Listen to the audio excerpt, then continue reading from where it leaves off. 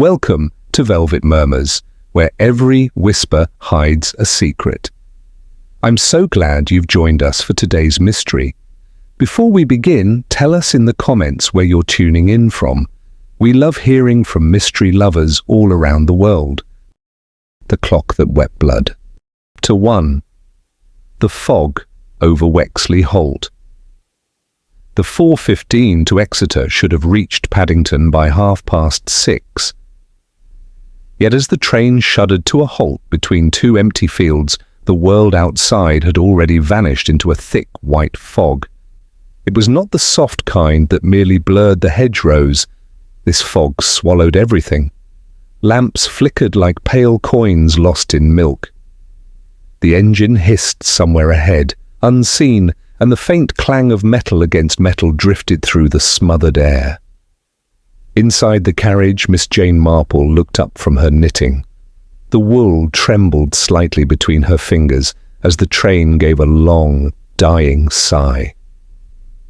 "How very like life," she murmured, "to stop at the most inconvenient moment."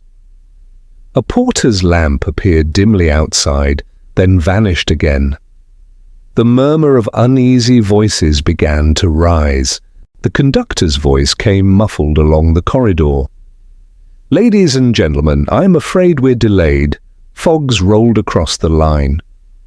We'll have to wait till visibility improves." Miss Marple heard the impatient rustle of a newspaper nearby. A tall man opposite her with a weathered face and a military moustache folded his copy of the Times and muttered, "Dashed nuisance, always the same with these country lines. Dane's the name, Colonel Dane." Miss Marple inclined her head politely. "I dare say the fog has its own schedule, Colonel." Across from her, a young woman in a grey coat and a plain hat gave a faint smile. Her hands were gloved, her voice quiet. "Do you think we'll be stuck long?" "Hard to say, my dear," Miss Marple replied kindly. "But one learns patience in fog. It makes one see what one usually overlooks." The girl's name, Miss Marple soon learned, was Lydia Vane, a governess on her way to a new post in Devon. Further down the carriage sat Mr. Peter Latham, a stout gentleman in a fine overcoat, gold watch chain gleaming. His expression was one of constant disapproval. He tapped his cane against the floor. Railway incompetence, typical. Beside him, a nervous little schoolmaster, Mr. Brent, adjusted his spectacles and murmured, "I believe this section of the line has a rather tragic history. There was an accident years ago." "Stuff and nonsense," Latham cut in. "Old wives' tales to keep signalmen awake." Miss Marple's eyes lifted slightly. "Sometimes, Mr. Latham, such tales are merely memories that haven't yet been forgotten." He gave a short laugh. "You've a morbid mind, madam." She smiled mildly. "Only an observant one." After half an hour, the train gave a shuddering jerk and began to creep forward again, its lamps slicing through the fog like tired eyes. But instead of speeding up, it slowed once more and came to a stop beside what appeared to be a small, deserted platform. The signboard loomed out of the mist, the white paint faded and cracked. The name meant nothing to the passengers. The conductor reappeared.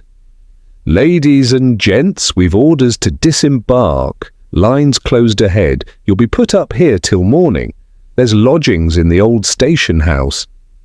A murmur of dismay spread through the carriage. Mr. Latham began to complain loudly. The colonel swore under his breath.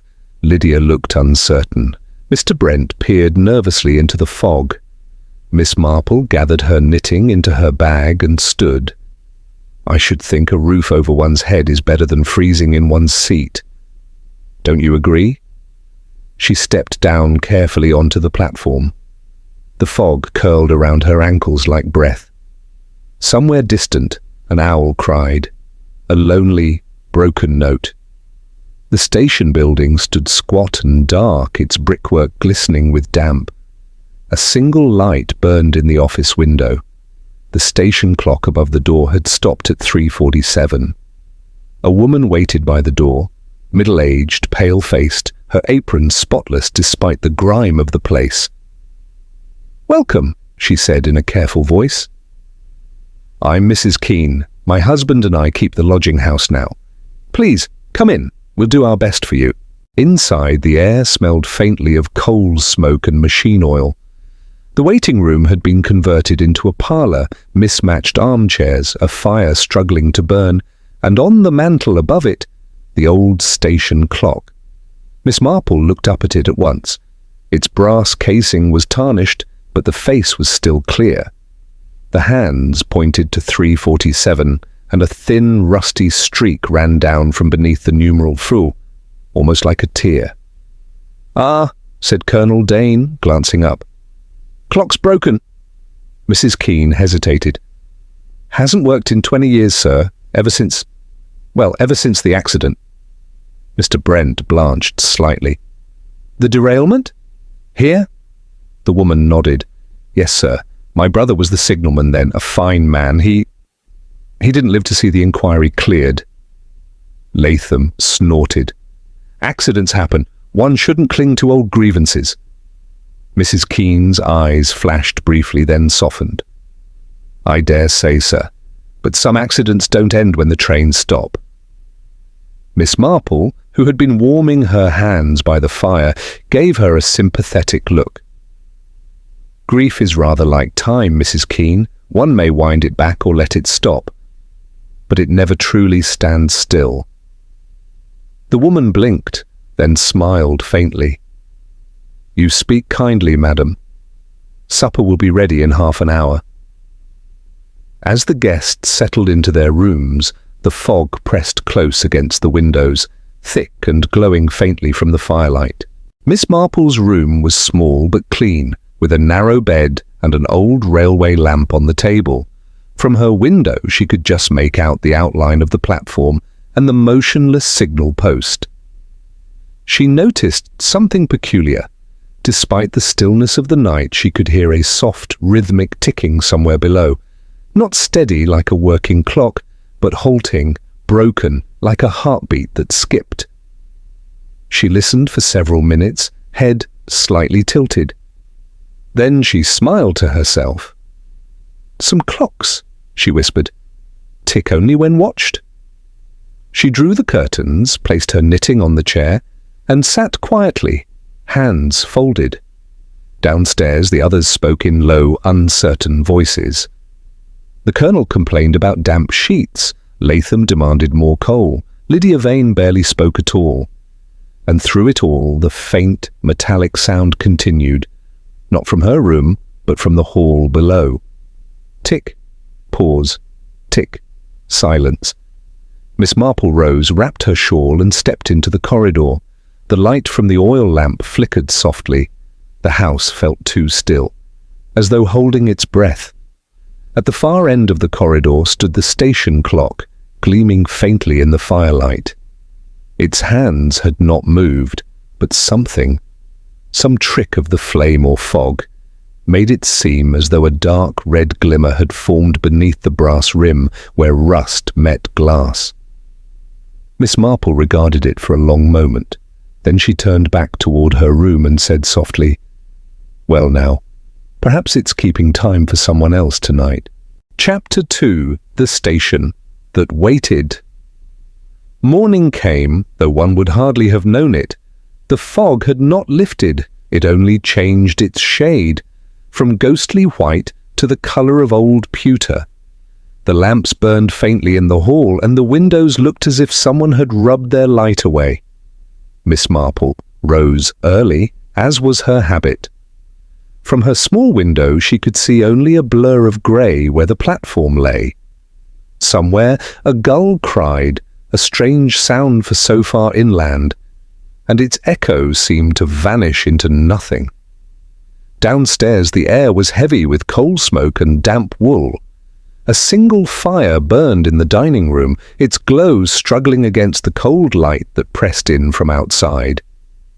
Mrs. Keene had laid the table with plain china and thick bread rolls.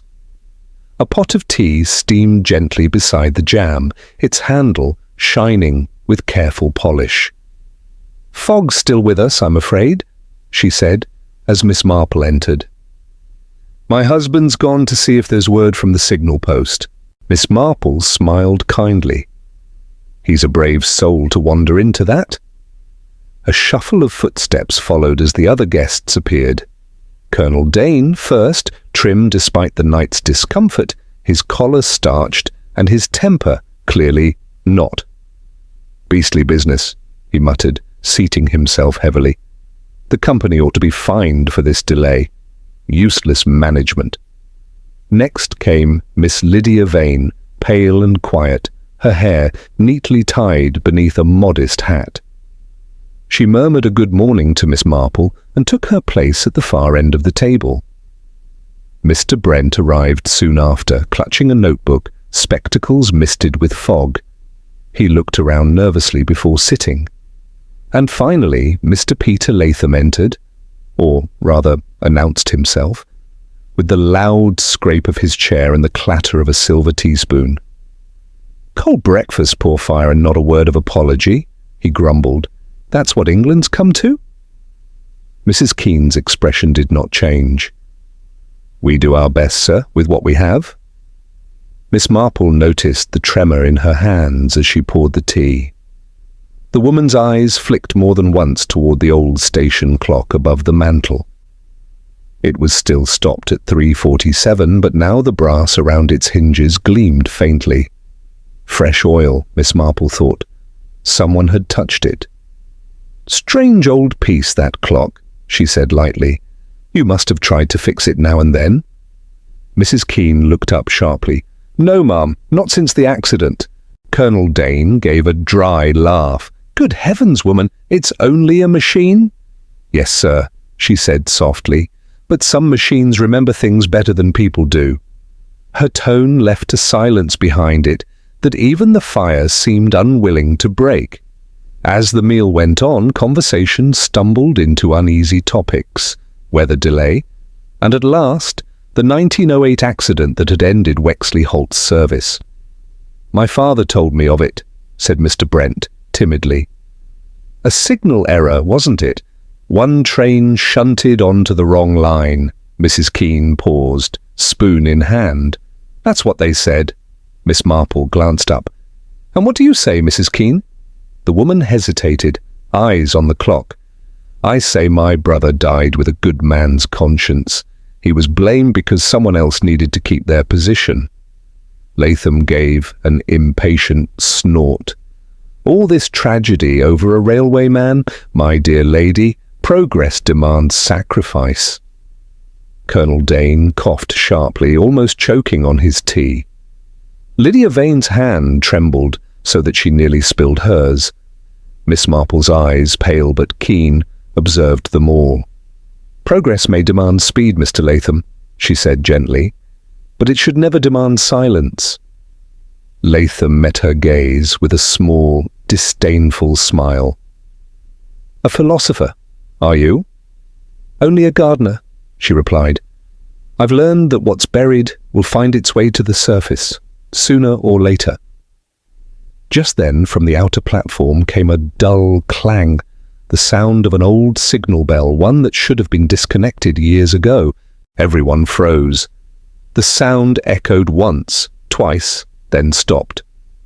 "Bit of loose wiring, no doubt," said Colonel Dane briskly, though his tone lacked conviction. Miss Marple sipped her tea calmly. "Wiring has a curious habit of remembering where it was last touched." After breakfast, the guests dispersed, some to pace the narrow corridor, others to linger by the fire.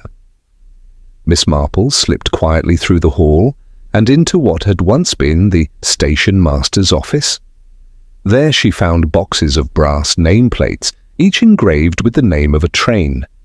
The Devon Express, the Dawlish Flyer, the Midnight Mail. One lay apart from the rest, smaller, crudely scratched. H. Miles, signalman. A faint trail of rust dust marked the floor beneath it. It led toward the door that opened to the old signal room. Miss Marple bent slightly, finger to chin. The air smelled faintly of oil and iron, fresh, recent, deliberate. As she turned back, voices drifted faintly from the passageway, Colonel Dane and Miss Vane speaking in hushed tones. "If it ever came out," the Colonel was saying. "It won't," Lydia whispered. "Not if we keep quiet." "And that woman, she suspects." "I know," Lydia said. "She keeps watching the clock." Miss Marple smiled faintly and withdrew before they could see her. By late afternoon, the fog had thickened again, creeping through every crack like something alive.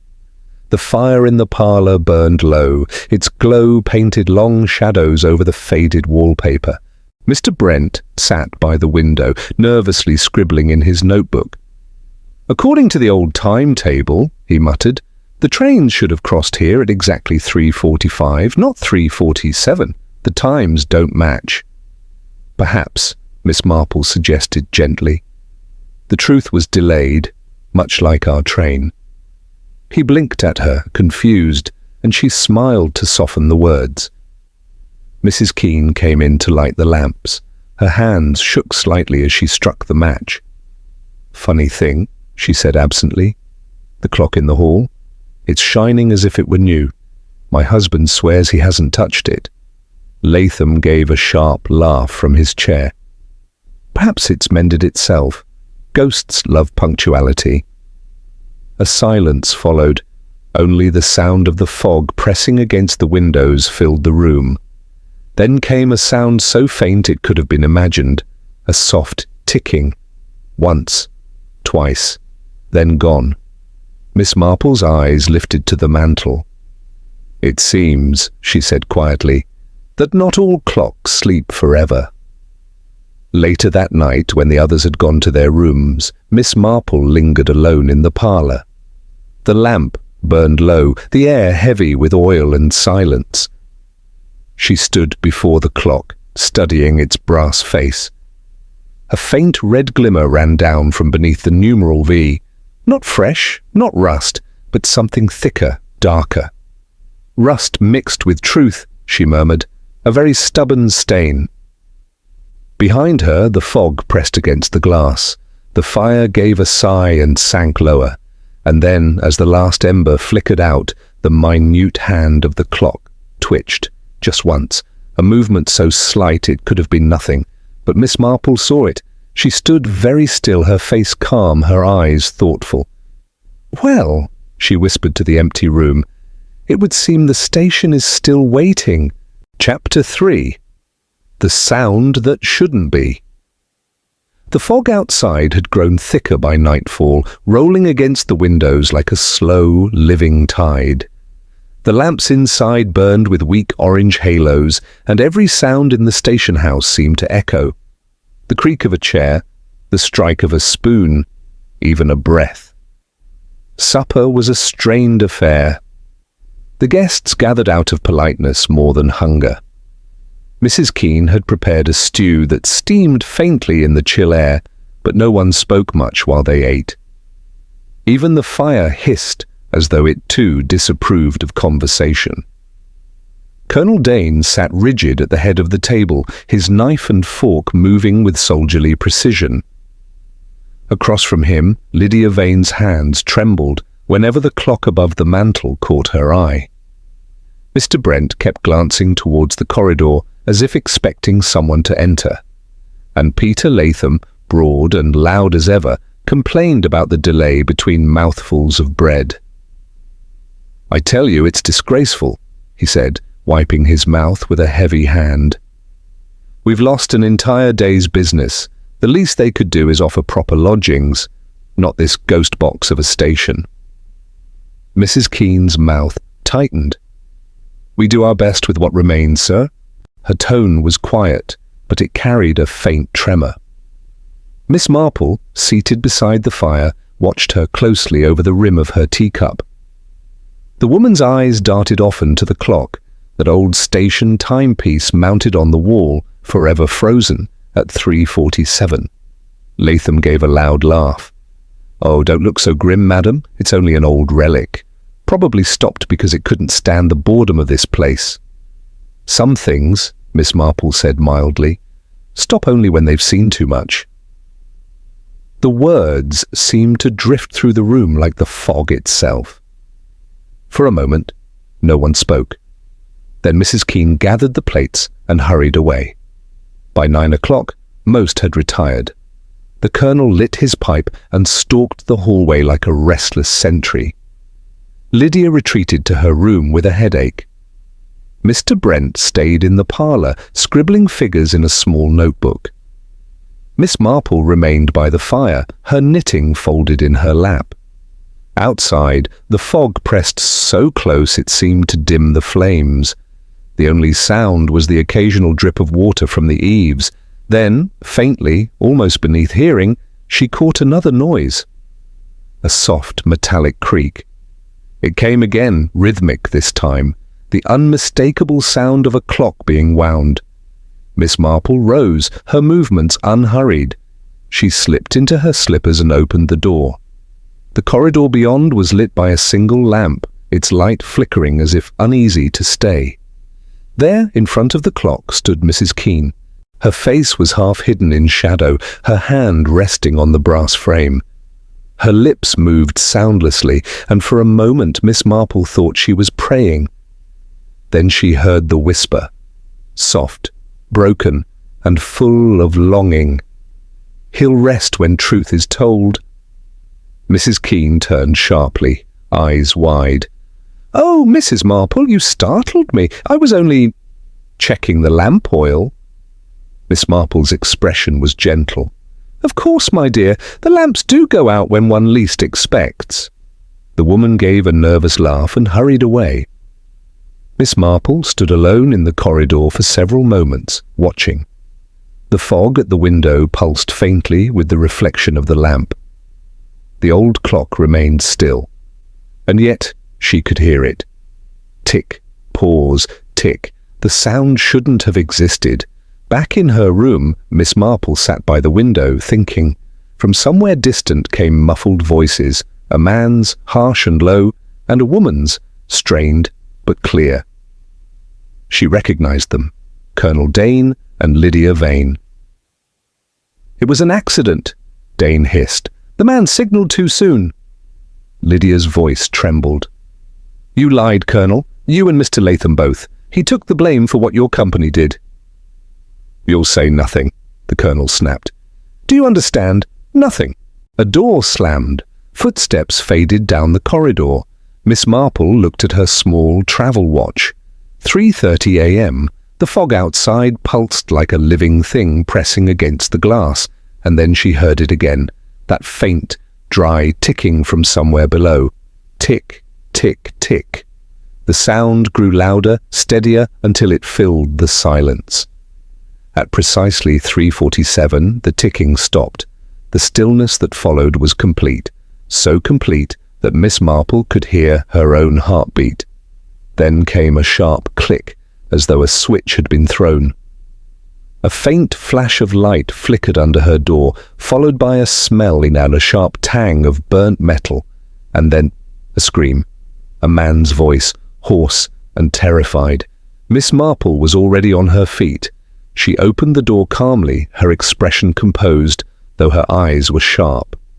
Lydia Vane's door opened opposite hers, and the girl appeared pale, trembling. "What was that?" "Mr. Latham," Miss Marple said quietly. "I think we had better see to him." Other doors opened. Colonel Dane burst out, his face drained of colour. Mr. Brent stumbled behind, clutching his spectacles. They rushed to Latham's room at the far end of the hall. The door was locked.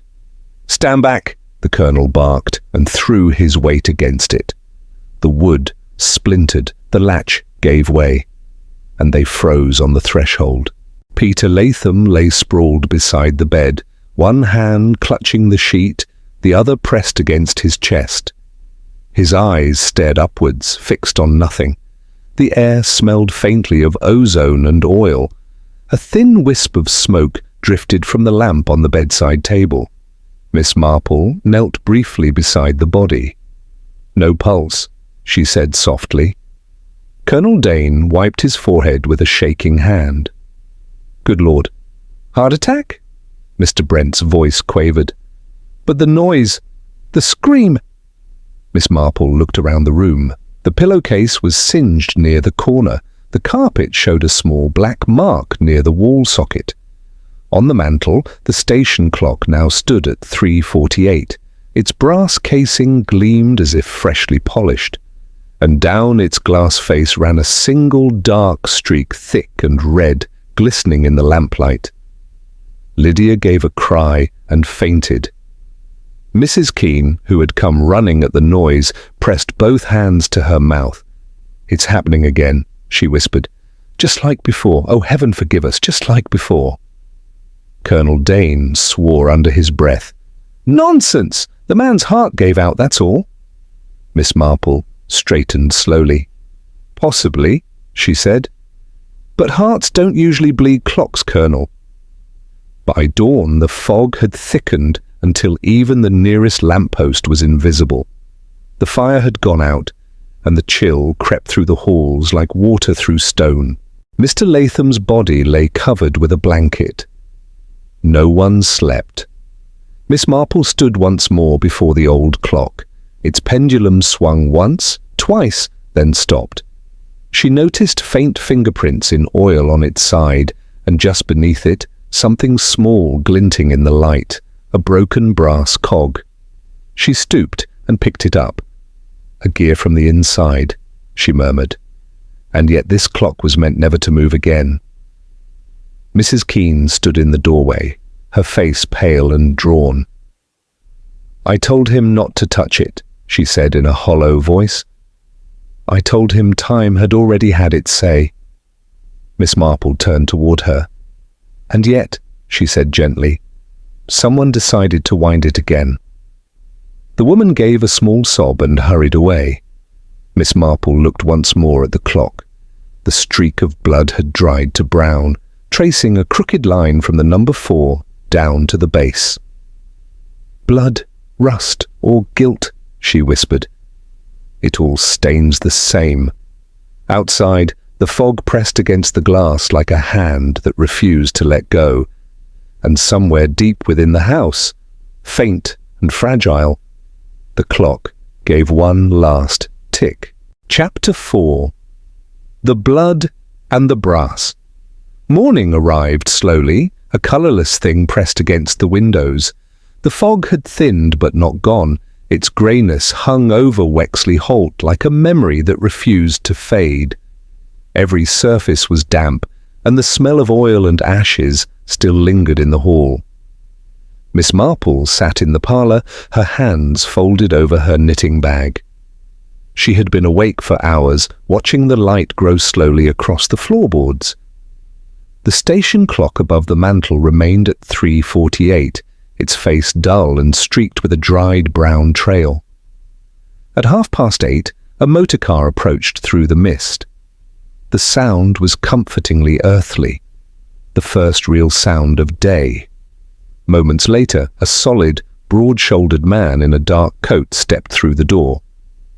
"Inspector Graves," he introduced himself. His voice was steady, his boots leaving wet marks on the tiles. "I understand you had a death in the night." Mrs. Keene bobbed a nervous curtsy. "Yes, sir, Mr. Latham. A terrible thing. Heart failure, they say." Graves looked around the room once, then towards Miss Marple. He had heard of her before. Most local inspectors had. She gave him a polite smile and said nothing. The door to Latham's room was still open. Graves moved with the patient steps of a man who did not believe in hurry. He examined the body without comment, then the walls, the socket, and finally the clock on the mantel. "There's a smell here," he said. "Ozone. You see that mark on the carpet? Could be electric current." He straightened. "Was he handling anything metal when he fell?" Miss Marple spoke softly. "He was standing near the clock. He had a habit of touching things while he talked." Graves nodded. "Then he touched the wrong thing. He took out a small torch and looked behind the mantel. A strand of copper wire caught the light. Someone's wired this. Neat job too, not amateur." Mrs. Keene gave a cry. "I swear it wasn't us. That clock's never worked since the accident." The inspector held up a hand. "No accusations yet." He took out his notebook. "Who last handled it?" Miss Marple's voice was mild. "I believe Mrs. Keene was seen near it last night, but only to trim the lamp. And Mr. Latham touched it at supper. Mockingly, as I recall, he called it the ghost clock." Graves closed his book. Mockery can be a dangerous thing when mixed with electric wires. When the formalities were done, Miss Marple walked quietly through the house. The air was cold and smelled of brass polish. On a small table near the fireplace lay the broken cog she had found, tiny, greasy, and darkened at the edge as though burnt. She turned it between her fingers. It left a trace of soot and a faint, reddish stain. Not blood, but something that pretended to be.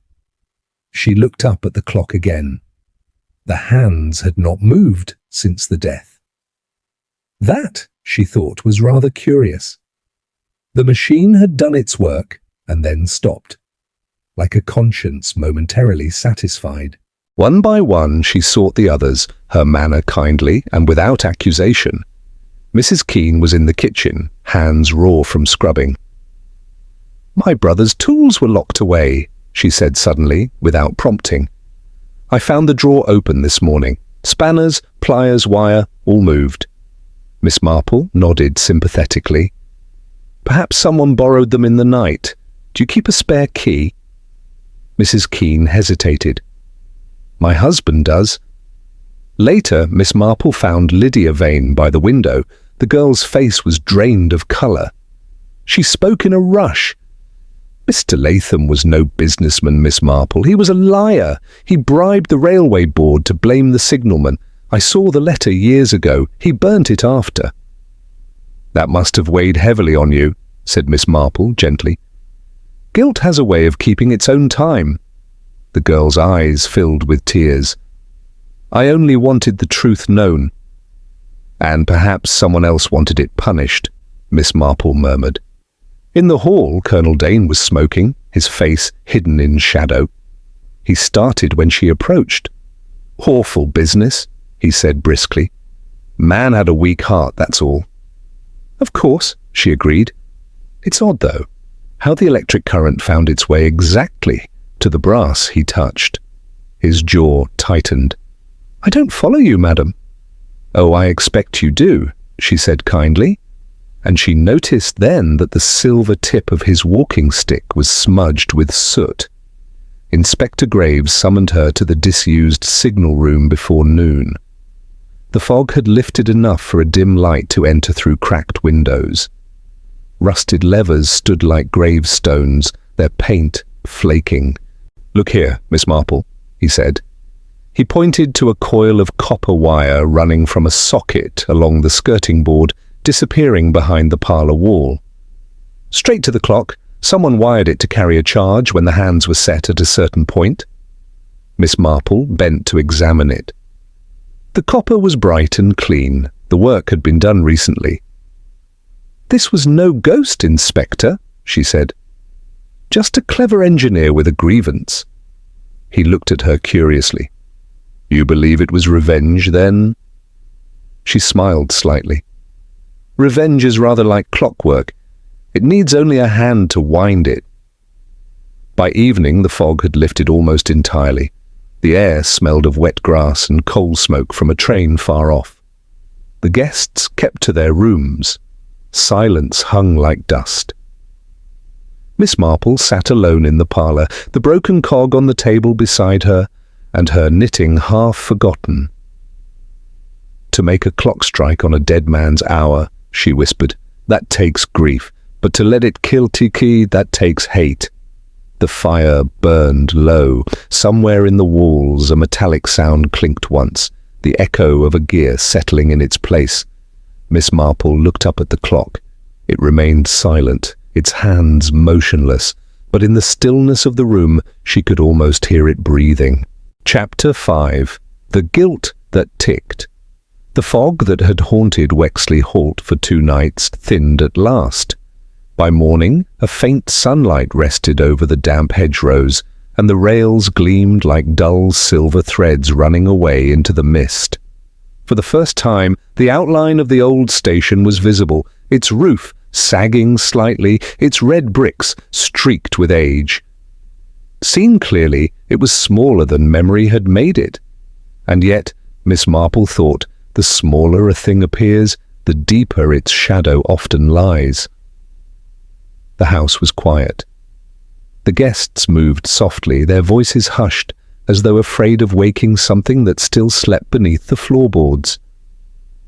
The station clock, however, remained as it had been, its brass rim darkened, its hands fixed at 3:48, the hour of death. And though it made no sound, Miss Marple thought she could almost feel it thinking. Inspector Graves returned just after breakfast, with a bundle of yellowed papers tucked beneath his arm. His boots were still muddy from the field track. "Accident report," he said, placing it on the table. "From 1908. You wanted a look, Miss Marple?" "Very much so," she said. Her tone was calm, but her eyes had that bright, bird-like gleam that appeared whenever her mind began to move. He spread the papers across the table. The type was faded, the ink smudged in places. "Signalman Henry Miles," Graves read aloud, "found at fault for misreading the timetable. Collision between the Down Express and the coal train. 5 fatalities." Miss Marple leaned forward, tracing a line of text with her finger. "Inquiry led by Colonel Richard Dane, retired now, and financed by the Latham Railway Company." Graves nodded. "Official finding says the signal lever was pulled 2 minutes too early." 2 minutes? Miss Marple repeated softly. "How curious. The clock downstairs stopped at precisely 3:47. The inquiry says the accident occurred at 3:45. It seems even tragedy was adjusted to suit a narrative." Graves gave her a look half wary, half admiring. "You think the clock stopped on purpose?" "I think," she said, "someone wanted the world to remember a false time." Later that morning, Miss Marple went to find Mrs. Keene. She found her in the kitchen, hands plunged into a bucket of grey water, scrubbing the same plate again and again. "You'll wear it thin, my dear," Miss Marple said gently. Mrs. Keene gave a small, dry laugh. "Perhaps that's what it deserves. I can't seem to make anything clean anymore." Miss Marple came closer. "You and your husband restored that clock, didn't you?" The woman's hands froze. "We only meant to keep it as a memorial, for my brother. He was a good man, Miss Marple. They said he made the wrong signal, but he didn't. He was careful. Always careful." "I know," Miss Marple said softly. "Someone tampered with the report. The lever time was changed. It seems Mr. Latham and Colonel Dane had reason to protect their company's name." Mrs. Keene's eyes filled with tears.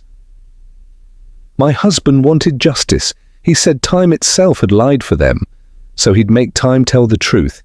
He only meant to frighten Latham, not—" She broke off, covering her face. Miss Marple touched her arm gently. "Grief has a habit of growing teeth when left unfed. He tried to make the clock remember, and it remembered too strongly." Mrs. Keene sobbed once, then whispered, "He said it was just a jolt of current, enough to make the hands move again. He never meant to kill." That afternoon, Miss Marple found Colonel Dane outside on the narrow platform, smoking furiously. The sun had turned the fog into thin ribbons that drifted across the rails. "You seem troubled, Colonel," she said pleasantly. He gave a short laugh. "Who wouldn't be? Whole business is a nightmare. Man meddles with wires, electrocutes himself by mistake. That's the end of it." "I rather think it isn't," she said mildly. "Mr. Keene may have arranged the wire, but the current was redirected.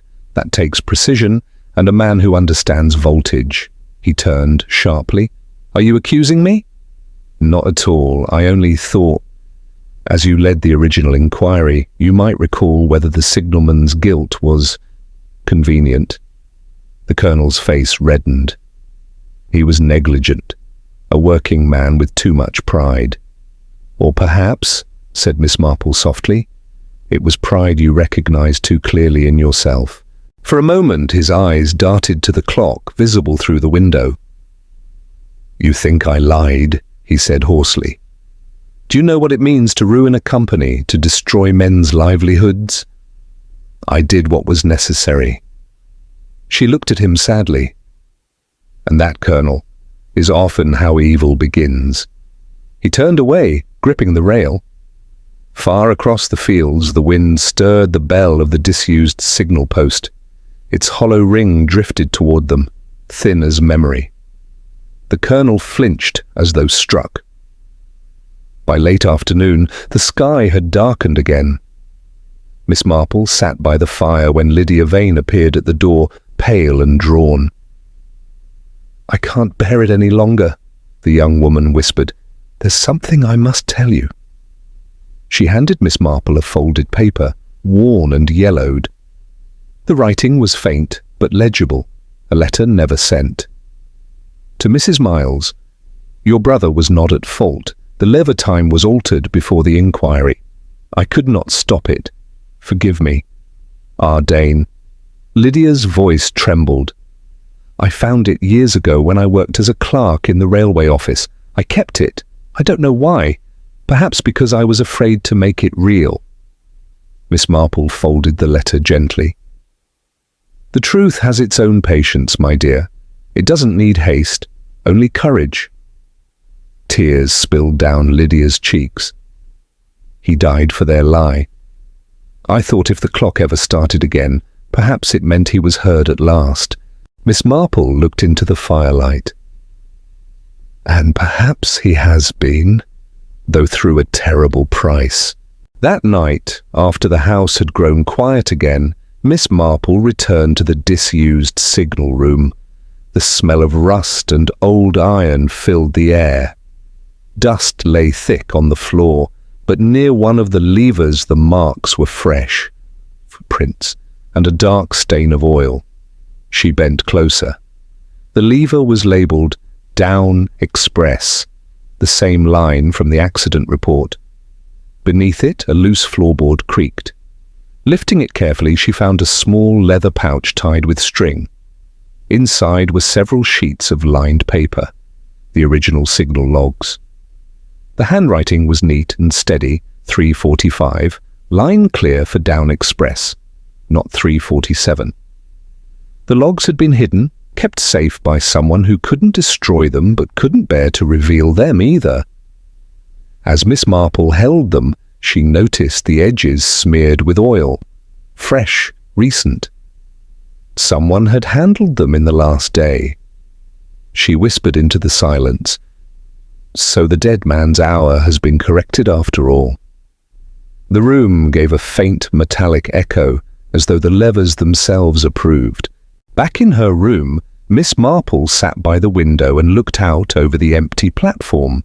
The moon had risen, pale and sharp, reflecting on the metal rails below. Somewhere, far away, a train whistled faintly, the living world carrying on. She took out her notebook and wrote 3 short lines. The lie of 3:47, the hand that rewired the conscience that confessed. Then she looked up at the still clock in the hall. For a moment, just a heartbeat, she thought she heard it again. Tick, tick, tick. She smiled faintly. When guilt grows old, she murmured, it learns patience. It waits until someone winds it, and someone always does. She closed her notebook, folded her hands and let the silence settle. Outside the fog had gone, but inside, time itself seemed to hold its breath. Chapter 6. The Clockmaker's Revenge. Morning brought no peace to Wexley Halt. Though the sun shone weakly through the clouds, its light felt cold, unkind, like a candle burning in a tomb. The house, at last free of fog, looked older in the daylight. Its paint flaked, its gutters sagged, and the brass railings around the steps had turned the colour of dull bone. Yet within its shabby walls, truth had begun to stir. Inspector Graves had called everyone into the parlour. The great clock still stood on the mantel, its face frozen at 3:48, the unholy hour that had cost 2 lives. One long ago, and one last night. Mr. Keene sat hunched near the fire, his hands clasped tight. His face was lined with exhaustion, and there was something broken about his stillness. His wife stood behind him, pale and trembling. Colonel Dane leaned against the wall, pipe unlit, eyes hard and distant. Lydia Vane kept close to Miss Marple, clutching her handkerchief as if it might save her from drowning. Inspector Graves cleared his throat. "Mr. Keene, you've admitted to wiring the clock, haven't you? Best we start with your explanation." Keene's voice was hoarse, the words dragged up like stones from a well. I did, but I swear on my life I never meant harm. I only wanted the truth seen. For him." He nodded toward the plaque below the clock that read, "In memory of Henry Miles, signalman." "That clock stopped the night my brother-in-law died. He was blamed for what he didn't do, so I thought, if it struck again, maybe someone would remember." Miss Marple's expression softened. "And how exactly did you make it strike again?" He looked up, guilt clouding his eyes. "A simple current, ma'am, a small battery coil, barely enough to tingle the skin. I fixed it to the clock's frame, set a trigger for the hour, 3:47. The time they said the accident happened, it was only to make a spark, a little flash, to frighten Latham. He knew what that time meant." "And yet," Inspector Graves said grimly, "it didn't stop there." Keene nodded miserably. "Someone altered it, doubled the current. I checked the wires this morning. They were changed. The mains connected through the wall socket. That wasn't my doing." Graves lifted the copper wiring from his case and placed it on the table. It glinted in the light, bright and deadly. The insulation near the joint had been stripped and soldered anew. "Neat work," he said. "Not the hand of an amateur." Miss Marple leaned closer. The faint scent of polish lingered on the wire. "May I?" she asked. Taking a small handkerchief, she dabbed the edge. It came away with a tiny fleck of silver, bright against the cloth. "Silver polish," she murmured. "The kind used for brass buckles or military decorations." Her eyes lifted to the colonel, who stared fixedly at the window. Graves frowned. "You mean—" "I mean," said Miss Marple quietly, "someone with disciplined hands finished this join. Someone used to precision, not the shaky fingers of grief, the steady fingers of pride." Later, when the others had dispersed to their rooms, Miss Marple sat with Inspector Graves by the empty hearth. The smell of burnt oil lingered faintly in the air. She spoke softly, almost as if reciting a pattern she had long known by heart. "It began with sorrow, Inspector. Mr. Keene built his little contraption to make guilt visible, to bring the past to life for just a moment. But grief is never content with half measures. Someone else saw opportunity in his device." Graves leaned forward. "Colonel Dane." She nodded. "He found the wiring before it was used, and he, with his engineering knowledge, altered it. Connected it to the mains through the signal room conduit. That changed a harmless flash into a fatal current. It was not chance that killed Mr. Latham. It was precision. A deliberate correction of an old injustice, carried out by a man who couldn't bear the stain of a lie, yet dared not confess it." Graves exhaled slowly. "And the Keenes?" "Merely the instruments of conscience," she said. "They wound the clock. The colonel made it strike." By late afternoon, Miss Marple requested to see Colonel Dane in the parlour. He came with heavy steps, cane tapping against the floor, jaw set in iron. "You wanted a word, Miss Marple?" "Yes," she said, with the gentleness of a teacher addressing a stubborn pupil. "I thought it right that you be present while the clock is wound for the last time." His eyes flicked toward the mantel, to the silent brass face that had haunted them all. Why? To give time its peace, she said. And yours, perhaps. He gave a harsh laugh. You're suggesting I did this, that I killed him? Nonsense. I'm suggesting, she said quietly, that you corrected an error. You knew of the Keen's device, found it before it was used. You replaced the coil with one of higher current, enough to kill. You used the same care you once used to wind a watch before battle. She turned toward the mantle. When Latham touched the rim, the circuit closed. You didn't mean for him to die screaming. You wanted him silenced before he confessed. But time, you see, does not belong to any of us. Dane's cane slipped from his grip and clattered to the floor. You've no proof, he said, voice shaking. Only stories. No, said Miss Marple. I have your walking stick. She bent, lifted it, and turned it in the light. The silver tip bore a thin smear of black soot, and beneath it, the faint smell of burnt insulation. He stared at it as though it were a snake. You used it to steady yourself when you rejoined the wire, she said. Even guilt leaves its fingerprints in ash. For a moment, the colonel stood rigid. Then he sagged like a clock whose mainspring had snapped. I only meant to frighten him, he said hoarsely. The scoundrel deserved it. He ruined a man's name, and mine along with it. Miles died for nothing, and I let it happen. He sank into the chair, covering his face.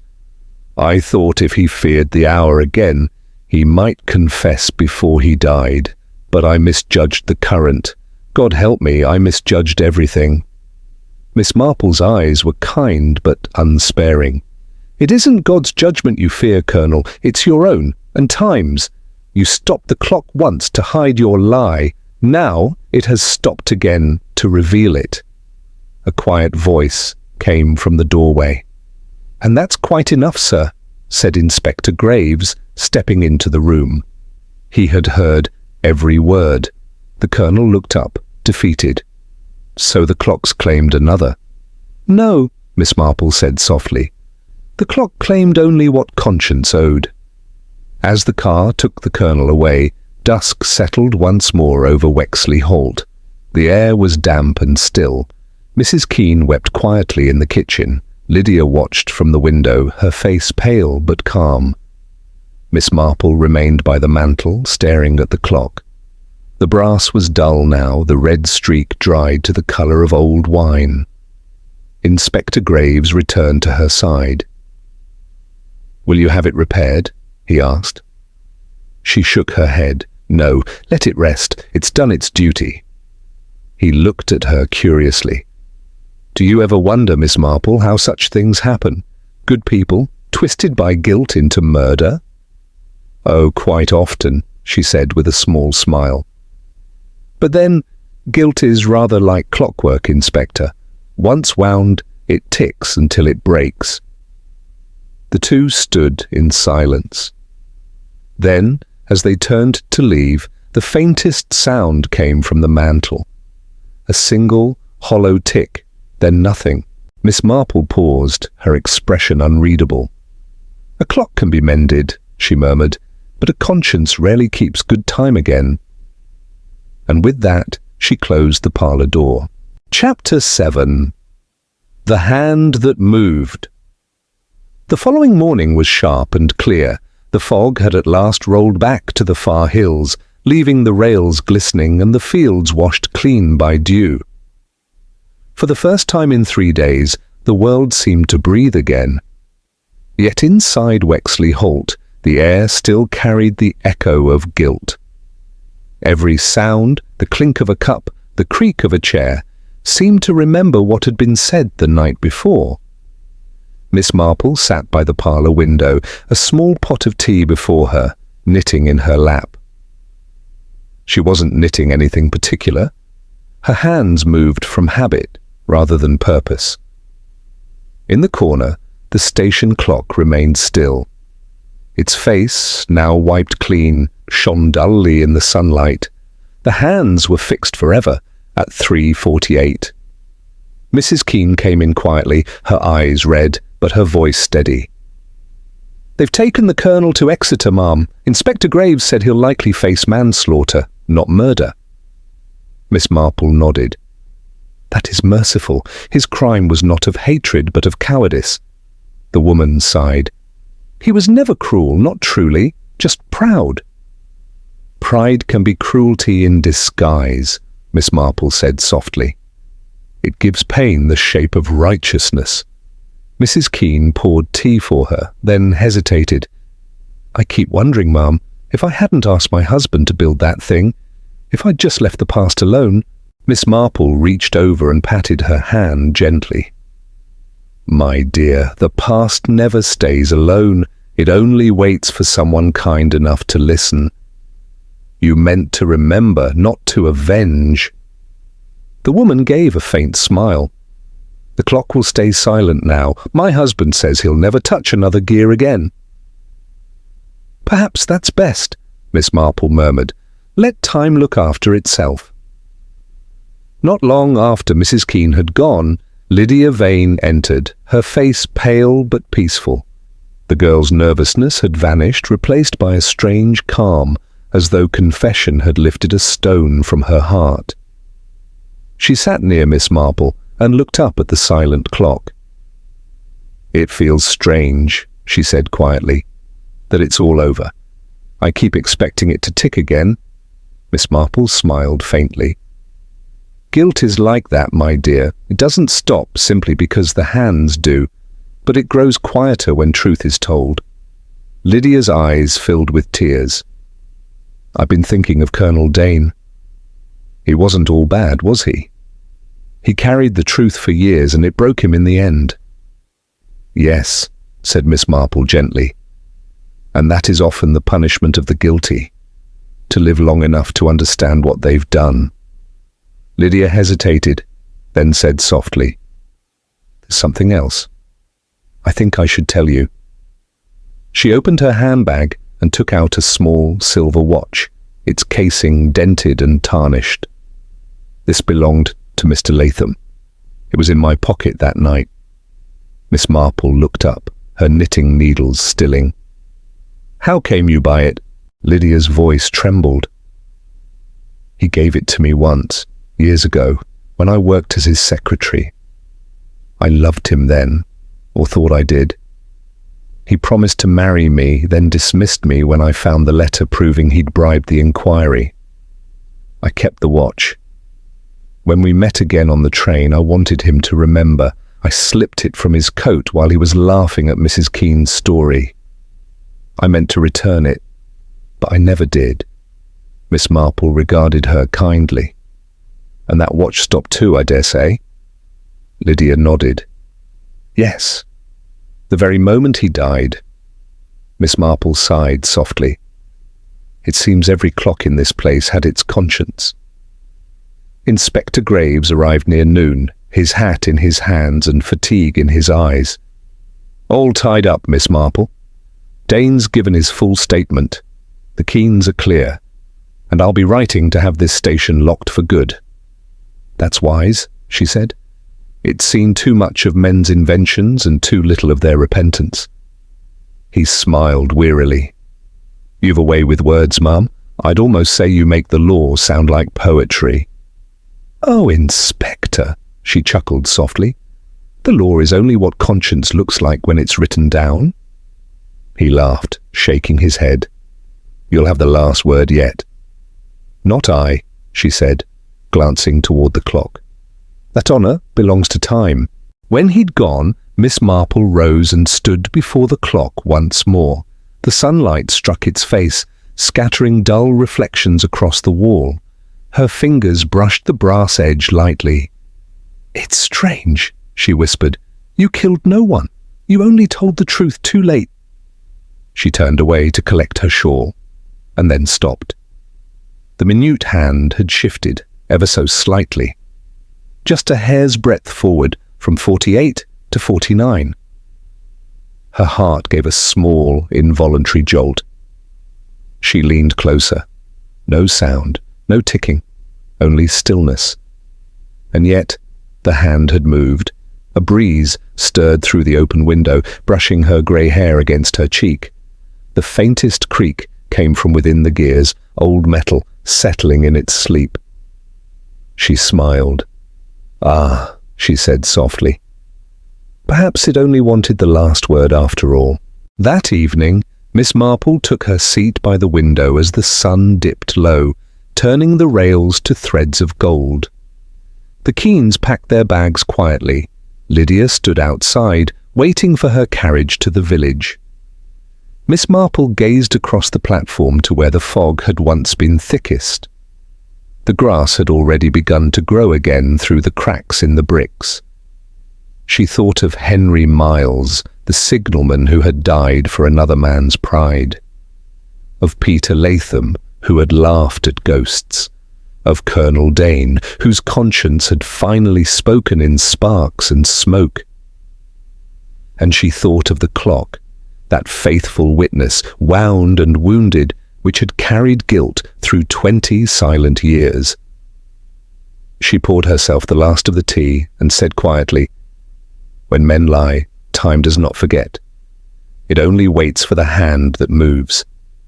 Outside, a train whistle sounded far off, faint, lonely, and human.